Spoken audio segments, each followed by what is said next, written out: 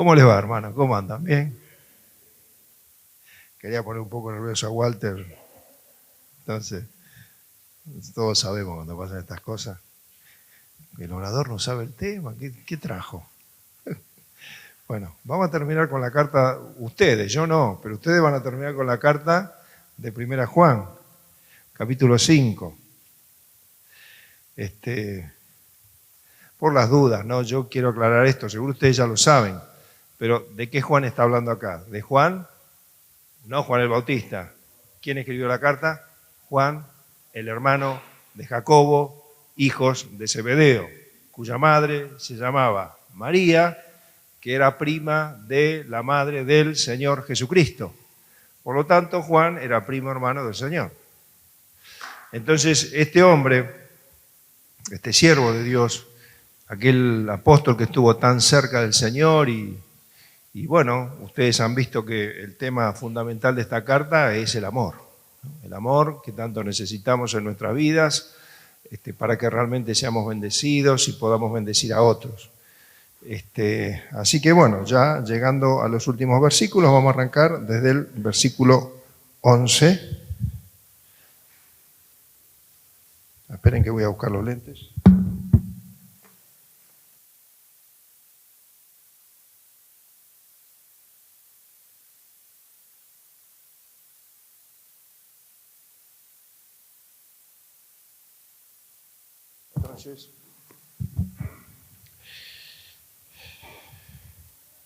Dice así la palabra del Señor.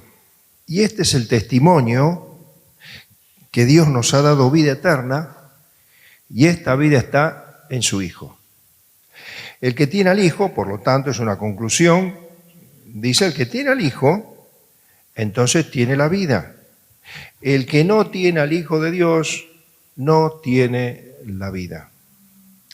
Estas cosas os he escrito a vosotros que creéis en el nombre del Hijo de Dios, para que sepáis que tenéis vida eterna y para que creáis en el nombre del Hijo de Dios.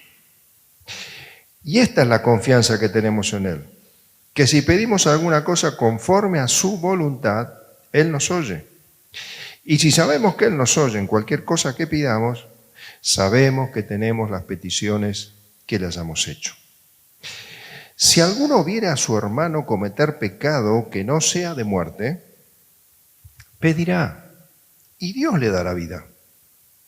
Esto es para los que cometen pecado que no sea de muerte. Hay pecado de muerte por el cual yo no digo que se pida. Toda injusticia es pecado, pero hay pecado no de muerte.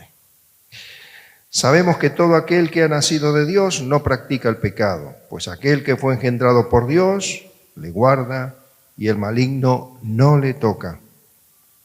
Sabemos que somos de Dios y el mundo entero está bajo el maligno, pero sabemos que el Hijo de Dios ha venido y nos ha dado entendimiento para conocer al que es verdadero, y estamos en el verdadero, en su Hijo Jesucristo. Este es el verdadero Dios y la vida eterna.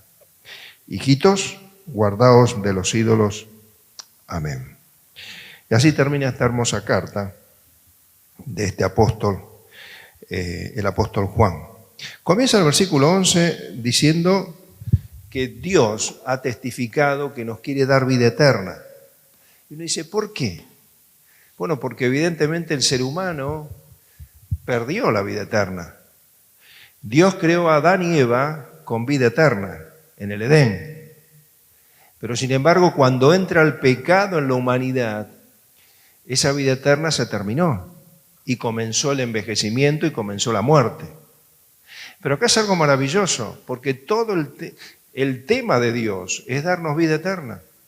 Por eso dice, este es el testimonio, la declaración de Dios, que estando muertos en delitos y pecados, nos da vida eterna. Eso es maravilloso. A veces lo pasamos por alto, pero esto tiene que ver con el corazón de Dios, que Él quiere comunicar su misma naturaleza. La naturaleza de Dios, esa nueva naturaleza que está en tu vida desde el momento que recibiste a Cristo, Esa es la vida eterna que el Señor nos dio. Entonces acá está haciendo una declaración. Dice, este es el testimonio. Dios quiere que conozcamos que eso que perdió Adán en el comienzo, hoy Dios lo da. Dios lo da. Y sigue el texto. Entonces dice, y esta vida está en su Hijo. La vida eterna está en su Hijo. Vamos a Romanos capítulo 5, versículo 12.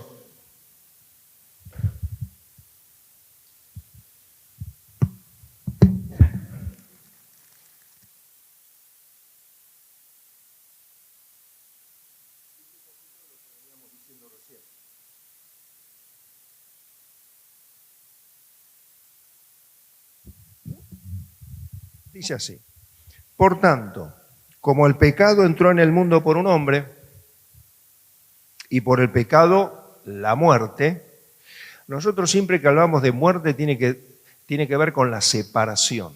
Cuando uno pierde un ser querido, ¿qué ocurre? Bueno, ya no lo tenemos más con nosotros, nos quedan sus recuerdos, pero la persona no está más. Y en la palabra de Dios, muerte significa eso, tanto física como espiritual muerte. Entonces, acá está diciendo, el pecado entró en el mundo por un hombre, Adán. Y por el pecado, la consecuencia es la muerte, porque hay una ley de Dios, una ley la cual no se puede cambiar. Él dijo, el alma que pecare, esa morirá. Y esa ley está vigente al día de hoy. Entonces, Adán pecó, por lo tanto, ingresó la muerte en la creación. Y así la muerte pasó a todos los hombres, por cuanto todos pecaron. Es una herencia que traemos el pecado. Los padres saben esto muy bien. Cuando vos tuviste un chico y le decís al nene, mira, no toques ahí, ¿qué hace el nene? Enseguida va y toca. Y vos tenés que estar corrigiendo su conducta, no enseñándole a hacer el mal. ¿Qué hay que enseñarle? A hacer el bien. El mal lo aprendemos solo, es natural, es esto que arrastramos, que traemos y que conservamos, aunque seamos hijos de Dios. Seguimos conservándolo. Y uno dirá, pero qué locura, no. El mal sigue en nosotros. Porque ¿qué está redimido? Nuestra alma. ¿Nuestro cuerpo está redimido? No está redimido. ¿Tu mente está redimida? No está redimida. Tiene que ser cambiada, ¿no? Dios dice que nos va transformando mediante el conocimiento de Dios. Por eso es tan importante venir a la reunión, es tan importante escuchar la enseñanza de la palabra de Dios, es tan importante leer la Escritura, porque eso nos va renovando la mente y las pasiones se van sujetando al Espíritu Santo, porque no es magia, no es magia. Entonces, bueno, ahí está Adán, nos transfirió la muerte, lamentablemente, pero ahora Dios dice, yo quiero darles vida eterna. Yo amo a la humanidad, amo al hombre y quiero darle vida eterna. Y entonces dice, esa vida está en su Hijo, ¿no? Dice San Juan capítulo 1, versículo 4, el mismo que escribe esta carta, escribe el Evangelio. Y entonces dice allá San Juan, hablando de Jesucristo, dice, en Él estaba la vida, y la vida era la luz de los hombres. Cuando Dios alumbró nuestro pecado, ese fue el principio de la vida. Ustedes fíjense que cuando hablan en la calle con alguna persona y le quieren hablar de las cosas de Dios, enseguida, ¿qué decimos?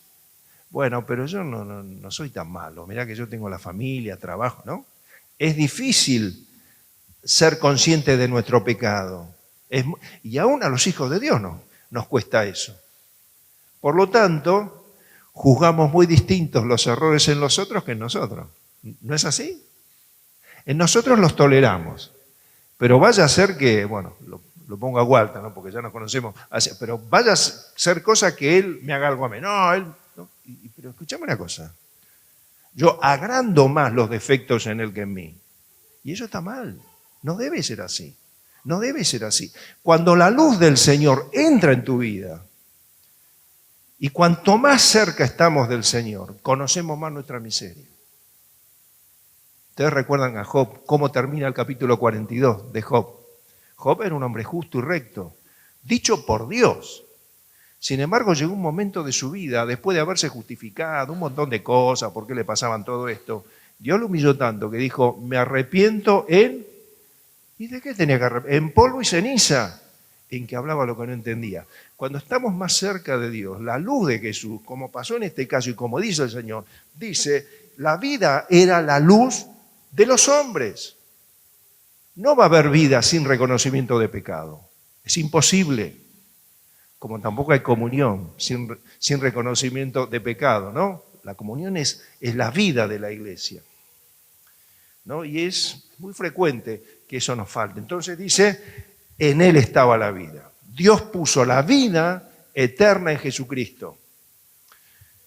Dice, y la vida era la luz de los hombres. Cuando Dios ilumina nuestro corazón, vemos toda la oscuridad que hay en nosotros y entonces confesamos el pecado y así es como Dios nos da la vida eterna. Seguimos adelante. Versículo 12 dice, el que tiene al Hijo tiene la vida. El que no tiene al Hijo de Dios no tiene la vida. Hay sectas que dicen que son la iglesia única, ¿no? Si vos no perteneces a esas iglesias, no sos cristiano. No, la vida está en Jesús. No está ni en una iglesia, no está...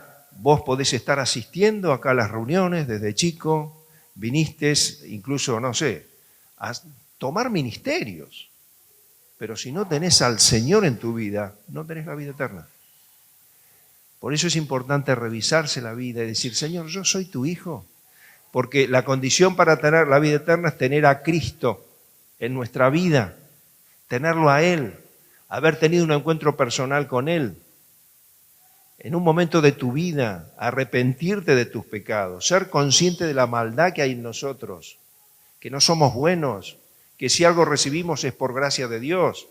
Bueno, cuando uno hace esa oración de confesión personal ante Dios, confiesa sus pecados, entonces Dios alumbra nuestro entendimiento y enseguida nos hace ver la cruz de Cristo. Y ahí entonces está el perdón, ¿no? Bueno, entonces podemos asistir a una iglesia, podemos servir al Señor, un montón de cosas. Mire, hay hombres que predicando no eran salvos. Predicando no eran salvos. Fíjese, claro, porque muchas veces confundimos una actitud intelectual con lo que es la salvación. Entonces ahora hemos dicho que la salvación está en el Señor Jesucristo. ¿Cómo hacemos para realmente darnos cuenta que somos hijos de Dios? Porque teológicamente recién algo explicamos, ¿no? Ser hijo de Dios, que es tener a Cristo, un encuentro personal con Él. Ahora, ¿cómo sé yo, luego de este pensamiento que hemos tratado de ver juntos, cómo sé yo que soy un hijo de Dios? Bueno, hay evidencias en la vida de que somos hijos. Ustedes seguramente que lo han estado viendo acá. Dice 1 Juan 3:24, aquel que es hijo de Dios, ¿qué hace? A ver, vamos a leerlo, está ahí nomás. 1 Juan 3:24 dice, y el que guarda sus mandamientos permanece en Dios. Entonces hay que guardar los mandamientos. O sea, yo me voy a dar cuenta que tengo a Cristo en mi vida si mi proyecto de vida cada vez es guardar los mandamientos de Dios, tener en cuenta los mandamientos de Dios. Entonces ahí sí yo me voy a dar cuenta, sí, yo tengo a Cristo en mi vida porque quiero guardar los mandamientos de Dios. Quiero guardarlo. Y cuando no los guardo, confieso el pecado, me arrepiento. Eso es una evidencia, no solamente teológica, sino en la práctica de que sos un hijo de Dios. Entonces dice, y el que guarda sus mandamientos permanece en Dios. Y dice, y en esto sabemos que permanecemos, que Él permanece en nosotros, por el Espíritu Santo que nos ha dado. Otra evidencia de que sos un hijo de Dios es el Espíritu Santo en tu vida. Es el Espíritu Santo en tu vida. ¿Y qué hace el Espíritu Santo? Bueno, dice también 1 Juan 3:9, ahí en el mismo capítulo, dice, todo aquel que es nacido de Dios, todo aquel que tiene a Cristo en su corazón, todo aquel que aceptó al Hijo, ¿no? dice entonces, todo aquel que es nacido de Dios, tiene la nueva naturaleza, no practica el pecado. Porque la simiente de Dios, ¿la simiente qué es? Es la semilla. Como cuando vos plantás algo en tu terreno, pones una semilla. Bueno, esto hizo Dios con el nuevo nacimiento. Puso una semilla en tu vida, que es el Espíritu Santo. La nueva naturaleza. Esa semilla está en nosotros. Es aquello que batalla contra lo que todavía no se redimió de nuestra carne. Entonces dice, todo aquel que es nacido de Dios, que es un hijo de Dios, que tiene a Cristo, no practica el pecado. ¿Dice no peca? ¿Qué dice? No practica el pecado. Porque pecar vamos a seguir pecando. Eso es así, hasta que no estemos con el Señor. Pero una cosa es pecar circunstancialmente, otra cosa es practicar el pecado, ¿no? Caer en una actividad continua. Miren, hermanos, si nosotros practicamos el pecado y somos hijos de Dios, ¿qué va a ser la simiente que está en nosotros? ¿Qué va a ser? Nos va a redarguir. Entonces, eso es una evidencia de que sos un hijo de Dios. Si vos pecás y no te interesó, si vos pecás y decís, ¿cuál es el problema? Todos lo hacen, yo también lo puedo hacer. Bueno, esa es una luz que vos tenés que estar atento, porque significa que no sos hijo de Dios. Porque la simiente, dice acá, la simiente de Dios permanece en él, no se va nunca, es el Espíritu Santo que está en nosotros, y que dice, no puede pecar, no podés seguir pecando, porque te va a acusar, te va a acusar, te va a acusar, te va a acusar. Porque quiere restaurar la comunión con Dios, porque es Dios mismo en tu vida, es Dios mismo en nuestra vida. ¿Y cómo dice los primeros versículos de esta carta? Dios es luz y no hay ninguna tiniebla en él, nada. Entonces no vas a poder seguir gozoso el camino de la vida. Vas a ser una persona amargada.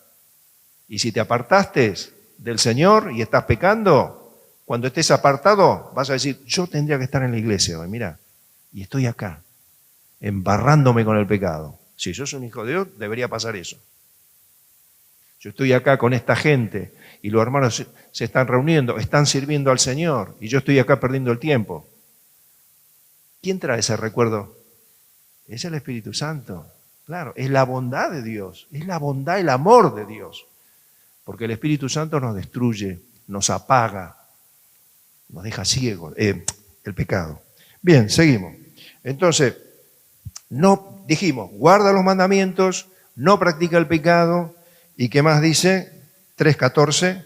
Están acá en el 3 todos. 3.14 dice, amamos ¿a quién? A los hermanos. Y hermano, acá hay que desmitificar esta cuestión del amor. Porque hoy todos hablamos, incluso las canciones que a veces cantamos, hablan de un amor romántico. Y la Biblia nunca habla de un amor romántico. La Biblia habla de una decisión en amar, que es muy distinto. Porque muchos hermanos no te van a caer simpáticos. Y eso puede pasar. Pero Dios dice que vos lo tenés que amar. Y en esa decisión que uno toma en amar, y en esa acción que tomamos en amar, ahí está la comprobación de que somos hijos de Dios. ¿Hay desencuentro en la iglesia? ¿Sí o no? Hay. Y sí hay. Hay, claro que hay. Sí. Te van a ofender, no te van a dar lugar, se van a olvidar de vos. Eso va a pasar. ¿O no pasa, Walter? No pasa. A lo más viejo en la fe sabemos que podemos hacer. Te va a pasar. Pero porque muchos hermanos dicen, bueno, no, me voy a una iglesia donde haya realmente amor. Y se van de la iglesia. Se van a otra iglesia con un buen deseo. ¿Sabe qué les pasa a estos hermanos? Después comprueban que en la iglesia donde se fueron, ¿qué les pasa? Les pasa lo mismo, porque es así. No cambia la situación. Entonces, hermano, no es cuestión de irse de iglesia, ni de seguir enojado. Yo sé, a veces hay cosas que son muy duras. A veces hay ofensas. A veces hay heridas tremendas. Bueno, hermano, encomiéndala al Señor. Él es la herida y Él la va a sanar. Pero no seamos parte de una división, de un desencuentro en la iglesia. Dios me manda a amar. ¿Y Él cuándo nos amó? ¿Cuando nosotros merecíamos ser amados? No, Él nos amó cuando no merecíamos ser amados.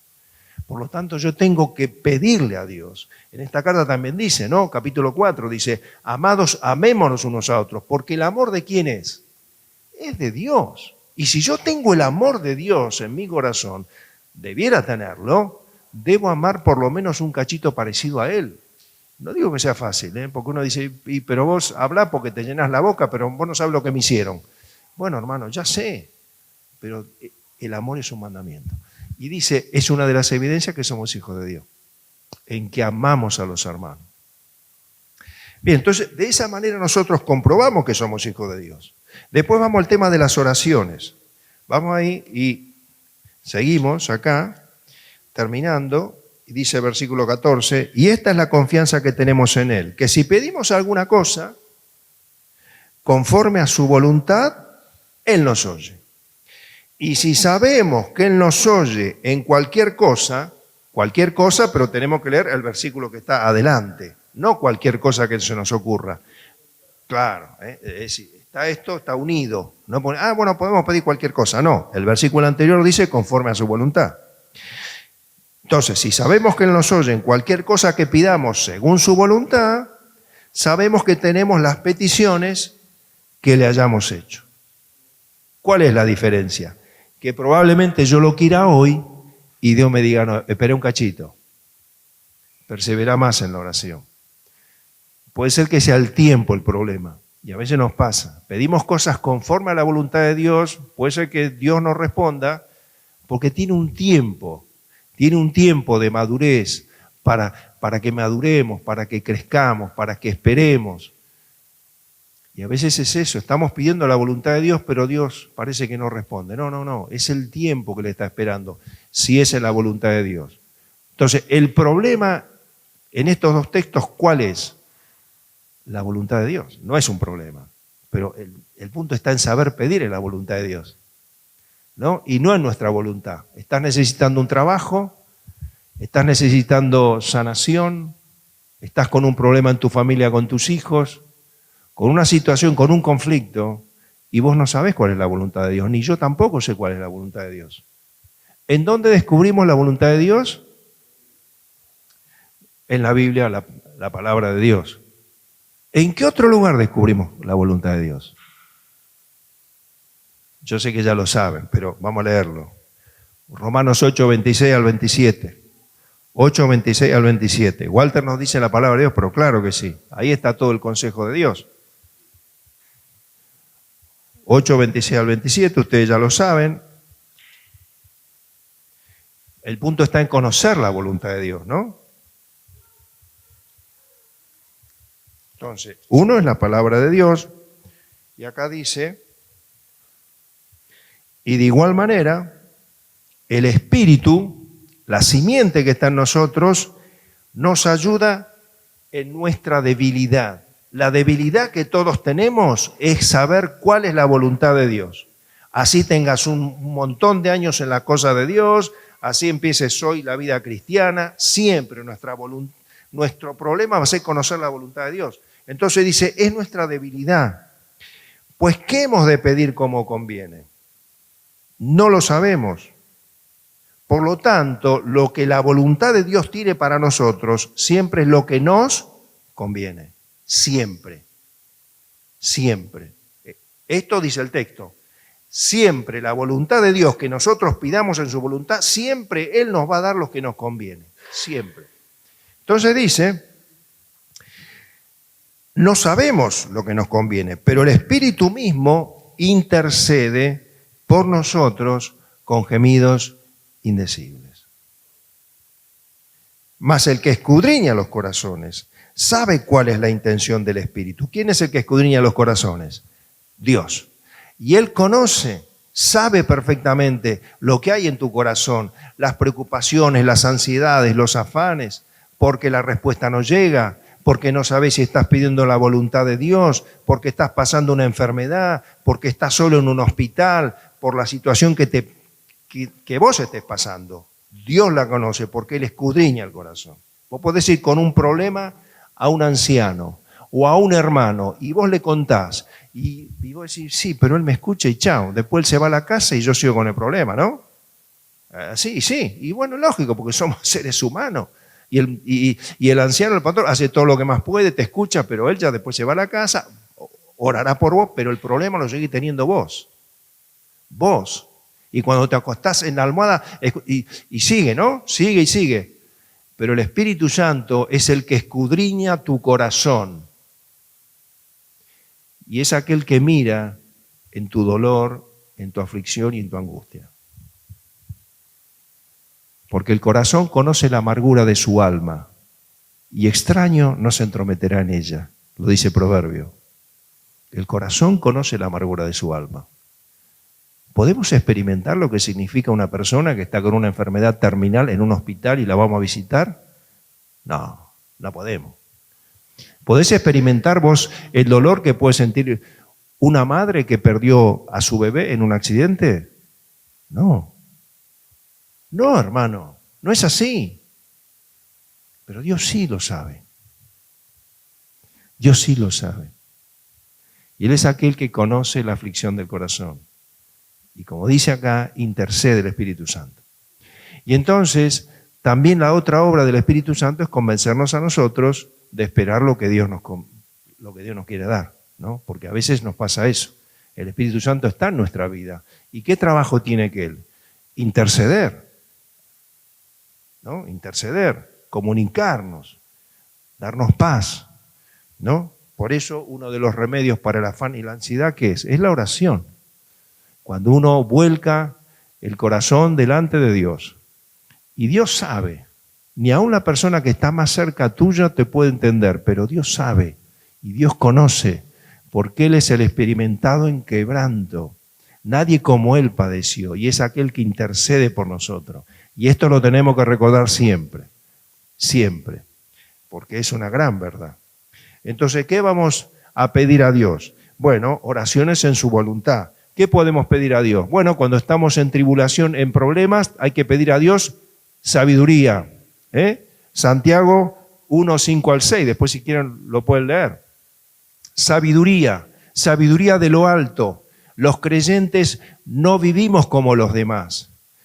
Vos y yo tenemos hay un plan, hay un camino, no se hace camino al andar, como dice Machado, ¿no? ¿Vieron? No, dicen, caminante no hay camino, se hace camino al andar. Mentira, ¿no? Hay un camino, y hay un camino cierto, seguro, que Dios tiene preparado en tu vida, te orienta en la vida. ¿Tenés un problema? Claro que sí. Dios lo sabía antes que vos. Y está ahí el problema. Bueno, el punto está en saber cómo enfrentarlo. No podemos actuar como los demás. Tenemos que tener la sabiduría de lo alto, no la de la tierra, como dice Santiago también, ¿no? La cual es terrenal, animal y diabólica y hace que las personas hagan desastres en sus vidas. Si vos sos un hijo de Dios, tenés que orar pidiendo sabiduría a Dios. ¿Qué hombre de la Biblia pidió sabiduría a Dios? ¿Quién? Salomón. Y pidió conforme a la voluntad de Dios, pero claro que sí. ¿Por qué? Porque pidió sabiduría para servir a Dios. ¿Y cómo Dios no se lo va a dar? Por eso dice, Dios da sabiduría y sin reproche. Dios te va a dar sabiduría, pero hay que orar. Y eso es una oración en la voluntad de Dios.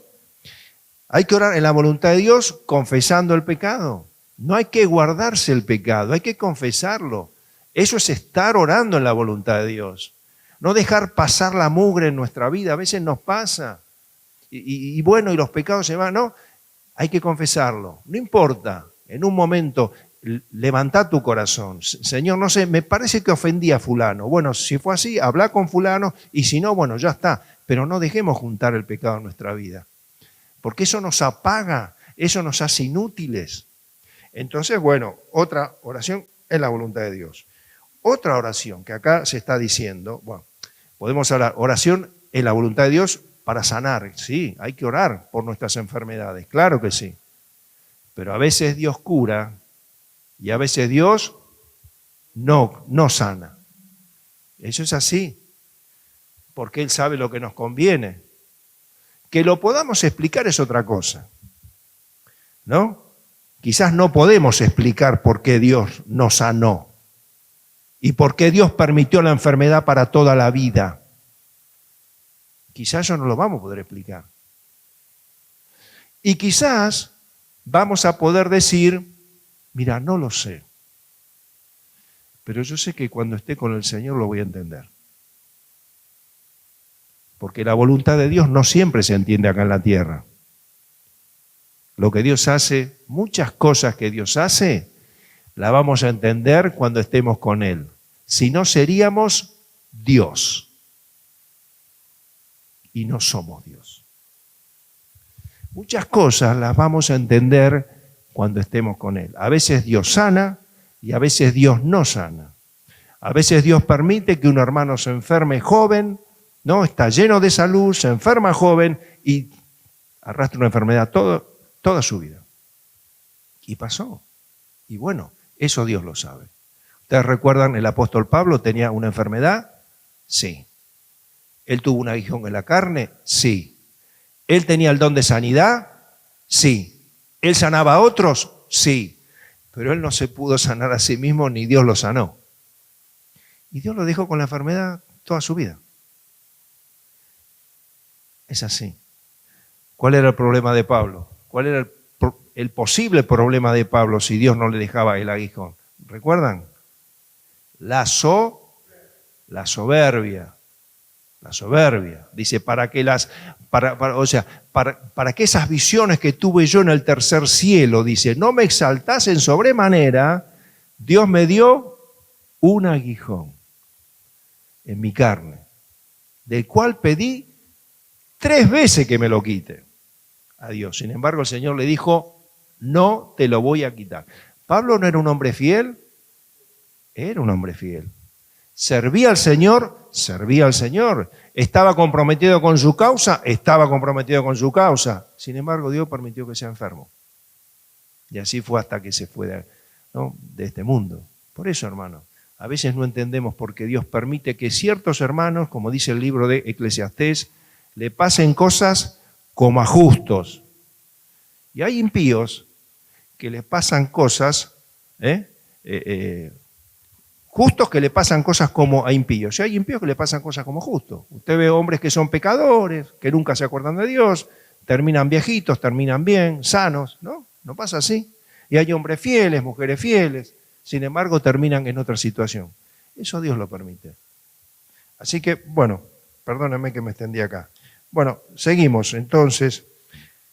Y vamos a este tema que dice 18. No, vamos al 16, porque este es un texto que nos quedaba ahí. Dice, si alguno viera a su hermano cometer pecado que no sea de muerte, pedirá y Dios le dará vida. Esto es para los que cometen pecado que no sea de muerte. ¿Tenemos que orar por nuestros hermanos cuando pecan? Sí, acá está diciendo eso. Tenés que interceder por los hermanos. Cuando uno sorprende a un hermano en un pecado o cuando uno sabe que está en una situación así. ¿Hay que murmurar? No hay que murmurar. ¿Hay que contarlo a otros? No hay que contar a otros. A lo sumo, compartir para que estemos orando. Pero acá dice, bueno, hay que orar por un hermano que está caído, que no se congrega, que se apartó. Bueno, dice acá, Juan dice, hay que orar. Hay pecado de muerte, acá dice, por el cual yo no digo que se pida. Bueno, acá esto parece muy duro, ¿no? ¿Cómo puede ser? Digo, ¿cómo puede ser que Juan esté diciendo acá que el pecado, ¿no? Acá dice que hay un pecado que es de muerte por el cual yo no digo que se pida. Bueno, miren, hay varias. Yo no voy a darlas todas porque si no vamos a terminar a cualquier hora. Pero, por ejemplo, dice, muchos piensan que este pecado de muerte por el cual Pablo dice que no quiere que se pida, es el pecado del cual habla 1 Corintios 11. Ustedes vieron que cuando 1 Corintios 11, 28 al 30, a ver, si quieren lo buscamos, porque igual no vamos a verlos todos, porque si no, pero fíjense como dice ahí 1 Corintios 11, 28 al 30, a ver quién lo puede leer. Está hablando de la cena del Señor. Todos los que tenemos años en la congregación ya lo conocemos este texto, pero quizás hay alguno que es la primera vez que lo escucha, ¿no? Algunos sostienen que este es el pecado de muerte, que dice Juan que no quiere que se ore por este pecado, ¿no? A ver, ¿cómo dice ahí?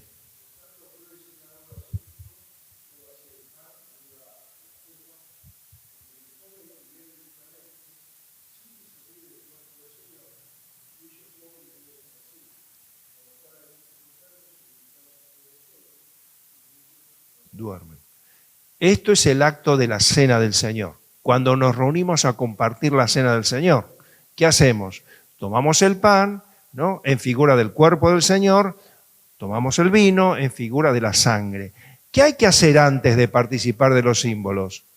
Probarse. ¿Qué significa probarse? Revisar la vida, las cosas que hiciste mal y confesarlas a Dios. No se puede tomar la cena de cualquier manera. Eso está diciendo acá. Por eso es tan importante el silencio en ese momento. ¿Podemos pensar dos cosas juntas? No podemos pensar dos cosas juntas. Científicamente está comprobado. Por eso es importante el silencio, que haya silencio y que cada uno pueda revisar su vida y probarse. Señor, yo tuve esta situación esta semana, pequé en esto, te pido perdón, quiero tomar el pan y beber del vino y que sea para mi bendición, no para que me pasen estas cosas. ¿Cuáles son las cosas que pueden pasar? Debilidad espiritual, estamos faltos de fe, estamos con problemas en la vida espiritual. Bueno, quizá la debilidad espiritual que tenemos es por eso, porque tomamos la cena en forma que Dios no quiere. Otra de las consecuencias es enfermedad. No siempre es así, no ahora vamos a pensar que si uno se enferma hoy es porque tomó indignamente la cena. No. Pero acá dice Pablo, muchos están enfermos. ¿Para qué nos enferma Dios? Para que busquemos a Dios, para que nos quebrantemos y así confesamos el pecado. Pero después dice, otros duermen, no duermen la siesta, ¿no? No, ni como Utico que se quedó dormido, se cayó al piso, ¿no? Aquel que estaba, como yo, estaba Pablo hablando muy largamente y hubo uno que se durmió. No, acá está hablando del morir. Hermanos, ¿Dios puede quitar la vida? Sí puede quitar la vida.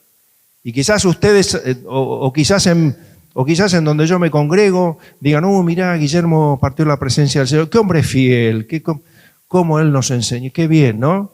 Y resulta que no fue eso. Quizás Dios me llevó y me dijo, escúchame, ¿cómo vas a tomar la cena en forma así liviana?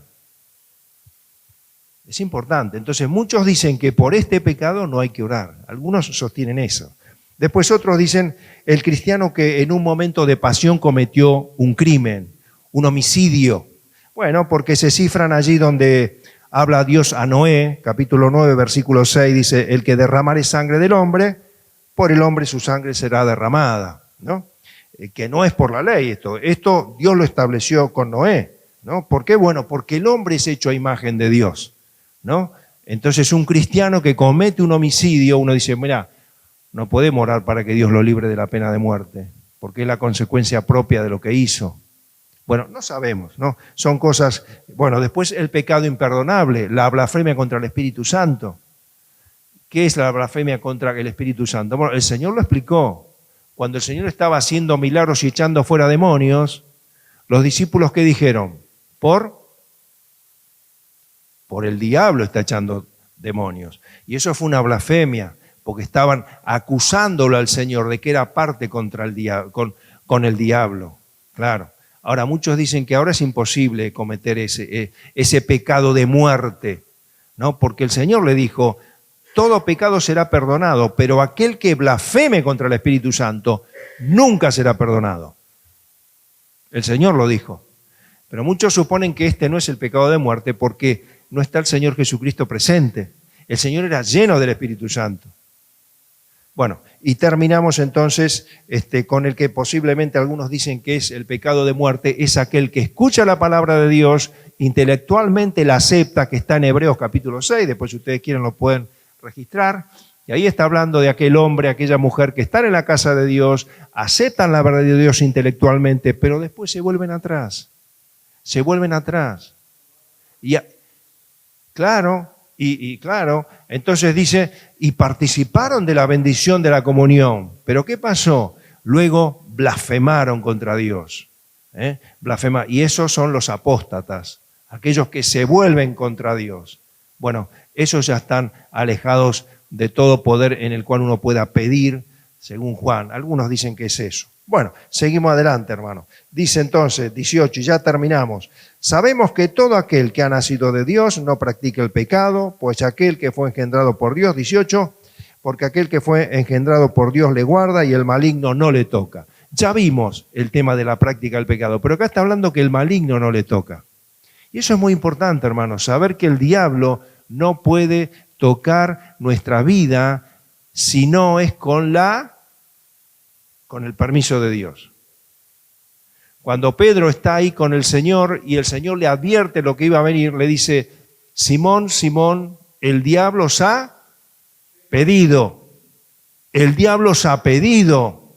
¿Por qué? Porque estamos en las manos del Señor y estamos en las manos de Dios. El maligno no nos toca. Un creyente no puede ser habitado por el diablo. Nunca. Porque el Espíritu Santo está en nosotros. ¿Cómo van a convivir el diablo y el Espíritu Santo en nuestro corazón? No. Pero sí el diablo puede llenar nuestro corazón, llenar nuestros pensamientos. Eso sí. Le pasó a Ananías y Zafira, aquellos hombres en el primer siglo de la iglesia, y pecaron. ¿Y qué les pasó? Murieron. Algunos piensan que eso también es el pecado de muerte. Bueno, hay muchos otros casos. Pero bueno, ¿el diablo puede influir en nuestra vida? Claro que sí. Y contra eso sí, pero no nos puede tocar porque Dios tiene que darle permiso para eso. Y sabemos, dice, versículo 19, y sabemos que somos de Dios y el mundo entero está bajo el maligno. Pero sabemos que el Hijo de Dios ha venido y nos ha dado entendimiento para conocer al que es verdadero. Y estamos en el verdadero, en su Hijo Jesucristo. Este es el verdadero Dios y la vida eterna. Qué seguridad, hermano, tremenda, tremenda. Entonces, no es una iglesia la salvación, no es un conjunto de filosofías que alguien aprendió en un lugar, no, es una persona, está diciendo Juan acá, es Dios y es Jesucristo el verdadero. Pusimos la fe en el verdadero y nos tenemos que afirmar en eso, porque las dudas van a venir, claro que sí, pero ahí van a estar las evidencias de que si somos hijos de Dios, guardamos los mandamientos, practicamos el pecado, amamos a los hermanos, son evidencias que nos dan la certidumbre teológica, como recién dijimos, que tenemos al Hijo en nuestra vida. ¿El pecado nos pesa? ¿Te pesa el pecado? Claro que sí. Bueno, si te pesa el pecado, es una evidencia que sos un hijo de Dios. Son evidencias de que estamos en el verdadero. Y termina, hijitos guardados de los ídolos. Amén. Los ídolos.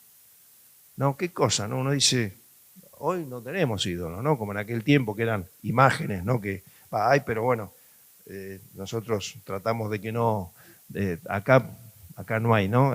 Imágenes, nada de eso. Pero el principal ídolo, hermano, que tenemos nosotros somos nosotros, yo mismo. Ese es el problema. El ídolo soy yo. ¿Y qué dice Pablo con el ídolo que soy yo? Tiene que estar crucificado con Cristo. Mi yo, mi persona, mi voluntad tiene que estar crucificada con Cristo. Y porque, hermanos, el inicio del pecado siempre es el egoísmo, siempre.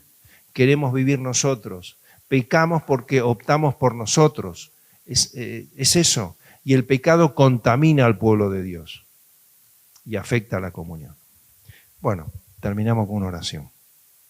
Señor, te damos gracias por tu palabra, gracias por este tiempo que tú nos permites. Señor, abrir tu libro y ver estas verdades que nos alientan, saber que tú quieres darnos vida eterna y lo has hecho a través de Cristo. Gracias por la claridad de tu palabra, Señor, que nos hace estar seguros de la salvación maravillosa que nos has dado. Gracias porque, como dice tu palabra, Él era el justo y aquel que justifica al que es de la fe de Jesús. Señor, tú hiciste todo. Tú viniste en Cristo, Señor, para reconciliarnos contigo. Padre bendito, alabado sea tu nombre. Ayúdanos, Señor, a cuidar esta salvación. Ayúdanos a no practicar el pecado, Señor, que realmente tengamos la sensibilidad de confesar el pecado en forma inmediata, que no lo guardemos, Señor. Ayúdanos en esto, Padre. Ayúdanos a guardar tus mandamientos, porque como dice tu palabra y también esta carta, porque tus mandamientos no son gravosos. Obedecerte es la felicidad de nuestra vida. Tú sabes, Padre, pero tantas veces caemos en el engaño del pecado y de nuestra carne y del mundo, pero te damos gracias porque tú escuchas la oración. Al corazón contrito y humillado, tú no nos rechazas. Tantas veces nos has perdonado, Señor. Bendito seas. Tú nos has recogido, Señor, y nos has hecho habitar en tu familia. Ayúdanos a amarnos, que sea una decisión del corazón, Señor, que el diablo no tome ocasión de nuestras limitaciones, que son muchas. Y también, Señor, te damos gracias porque podemos ponerte a ti en el primer lugar. Hoy queremos que nos libres de aquellos ídolos con los cuales quizás muchos de nosotros estamos luchando hace tiempo. Que realmente, Señor, tú tomes el primer lugar en nuestra vida para gloria tuya. En el nombre del Señor Jesucristo. Amén.